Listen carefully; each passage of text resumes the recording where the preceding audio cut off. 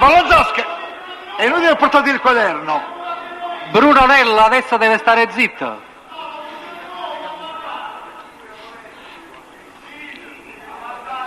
Sì. Allora, 3 minuti, perché soltanto i confronti, se no altrimenti non li facciamo i confronti. Oggi quindi allora se ne dovrebbero salvare pure gli avvocati. Quindi lasciatelo fare a me.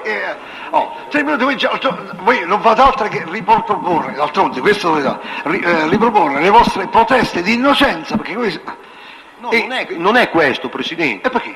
Volete dichiarare colpevole? Voi volete dichiarare colpevole? No. E allora le vostre proteste di innocenza. Presidente, prima di tutto c'è una puntualizzazione in base al fatto che è appena venuto quel ragazzo a dire delle... No, un momento. Siccome qua è stato fatto il nome di siciliano, dal 1973 al 1900...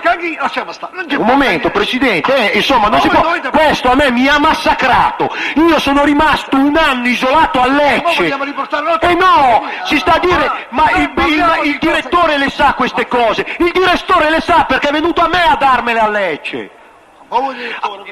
Il direttore è il maresciallo comandante Pepe e il direttore siciliano può ringraziare che 3 volte io sono sceso a Lecce per ucciderlo e non lo sono mai riuscito a trovare. Questo può ringraziare. Nel 1976 quando io ho avuto un trattamento privilegiato che direttamente il direttore Malanzasca.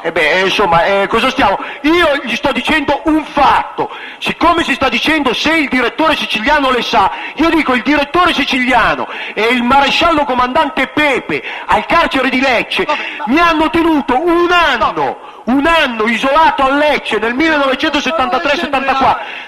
Non c'entrano gli agenti, quando si dispone l'isolamento, l'isolamento è disposto non dal...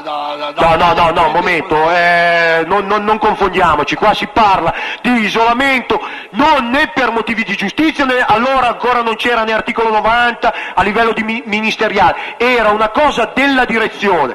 E dice, il direttore non si sporcava certo le mani a darmi le mazzate, ma era presente e quando ero per terra che sboccavo sangue mi ha tirato una scarpata in faccia quel signor bastardone lì, quel signore che dice ma il direttore siciliano certe cose le sa. Come se le sa? Le fa lui? Voi debite rompere le colonne. Ma voi siete chiamato qui Presidente, soltanto per... Ma come sono chiamato soltanto?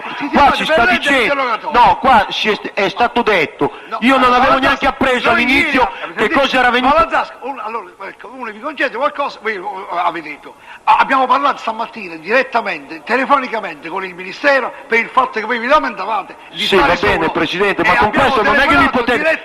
Vi ringrazio, tutto quello che volete, ma non è che con questo potete chiudermi la bocca su tutto il resto, Ma chiudere la bocca a fare? Cristo, avete parlato io per mezz'ora, 3/4 d'ora, oggi non è per 5 minuti dobbiamo cominciare i confronti. Ma no, Presidente, non può essere 5 minuti. Avete detto voi 5 minuti.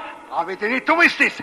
No, io ho detto che io riducevo il mio intervento di ben 3/4, quindi io non vi ho mai spiegato quanto tempo avrei dovuto parlare, io devo esporre dei fatti, io non ho mai potuto esporli nemmeno in primo grado. Presidente, Cristo mi fate alterare, per quale ragione? Per 3/4 d'ora. Perfetto, evidentemente sono un logorroico, cosa volete da me? Io per esporre i miei fatti ho bisogno del mio tempo, non sono sintetico come riescono a fare altri, ma perché queste cose non le dite a Pantico quando viene qua e gli dite conosci Vallanzasca e Vallanzasca... Se continuiamo così, Presidente, prolunghiamo il tempo. Presidente, io sto chiedendo di poter avere la disponibilità... La discussione deve essere limitata sempre all'interrogatorio ai fatti che sono forse non ci siamo capiti, Presidente. Io dico, e ve l'ho già detto ieri, io vi espongo dei fatti. Se questi fatti alla Corte sembrano superflui, ininfluenti, non attinenti al processo, mi dicano Vallanzasca fermati, perché non ce ne frega niente, ma lasciatemi parlare però.